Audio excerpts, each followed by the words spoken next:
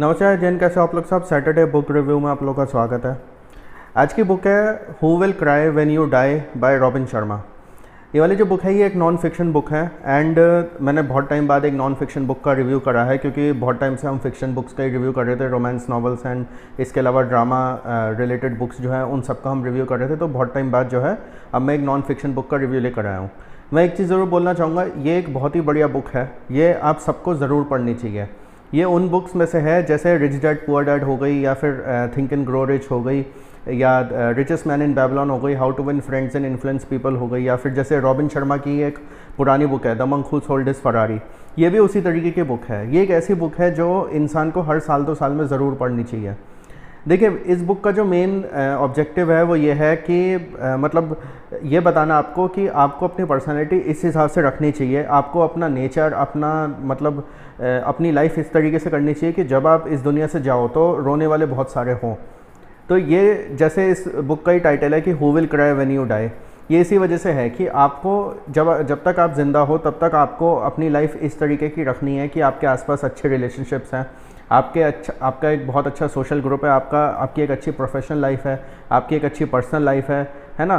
तो ये इसी हिसाब से ये सारी चीज़ें बताती है ये वाली बुक। एंड इस बुक में अराउंड 101 चीज़ें बताई गई हैं जो आपको अपनी लाइफ में करनी चाहिए।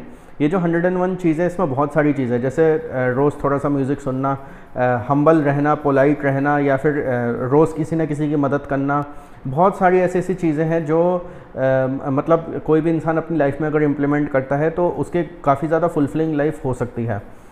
इनकी जो पहली बुक थी the monk who sold his Ferrari robin Sharma की, वो बहुत ज़्यादा पॉपुलर हुई थी एंड उससे भी लोग काफ़ी ज़्यादा इंस्पायर हुए थे एंड ये भी एक बहुत ज़्यादा पॉपुलर बुक है। तो इसलिए ये वाली बुक आप चाहो तो बहुत जल्दी ख़त्म कर सकते हो एंड काफ़ी एक फुलफिलिंग बुक है। आपको ये बताएगी कि आपको अपनी लाइफ कैसे रखनी है, कैसे नहीं रखनी है, क्या क्या चीज़ें आपको फॉलो करनी चाहिए एंड कैसे आप एक रिस्पॉन्सिबल सिटीज़न बन सकते हो ऑफ दिस वर्ल्ड। देखिए, हमारी लाइफ में ना बहुत सारी चीज़ें ऐसी होती हैं जिसमें हम लोग को गुस्सा आता है, ईगो होती है, ग्रीड होता है, बहुत सारी चीज़ें होती हैं। एंड ये जो सारी चीज़ें होती हैं ना, ये कहीं ना कहीं मतलब हम लोग के एक तो डिफरेंसेस पैदा कर देती हैं दूसरे लोगों के साथ। दूसरा क्या है, हमारी लाइफ में जो कन्फ्लिक्ट्स होते हैं वो बहुत ज़्यादा आ जाते हैं एंड बहुत हमारी लड़ाई झगड़े होते हैं, बहुत सारी चीज़ें होती हैं। तो बहुत बार जो है हम लोग को ना एक मैच्योरिटी के साथ काम लेना चाहिए एंड हम लोग को ये सोचना चाहिए कि भाई किसी से लड़ाई झगड़ा हुआ, कोई बात नहीं, लेट गो वाला एक होना चाहिए, फॉरगिविंग वाली एक फीलिंग होनी चाहिए।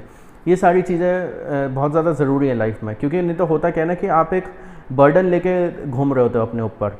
जैसे इस बुक में एक एग्जांपल था कि एक इंसान था जिसके साथ किसी ने 10-12 साल पहले कुछ उल्टा सीधा किया था एंड वो जो है अभी भी उस चीज़ को याद कर रहा है। तो वो जो ऑथर है उन्होंने ये बात बोली कि भाई बोझा तो तुमने ले रखा है ना अपने सिर के ऊपर, तो आप उस इंसान को फॉरगिव करो या फिर आप उस बात को लेट गो कर दो, तो उसके बाद आपका ही वज़न कम हो जाएगा। तो ऐसी बहुत सारी इंटरेस्टिंग बातें इस बुक में बताई गई हैं एंड मेरे हिसाब से एक बहुत अच्छी सेल्फ हेल्प बुक है, आप सबको ज़रूर पढ़नी चाहिए।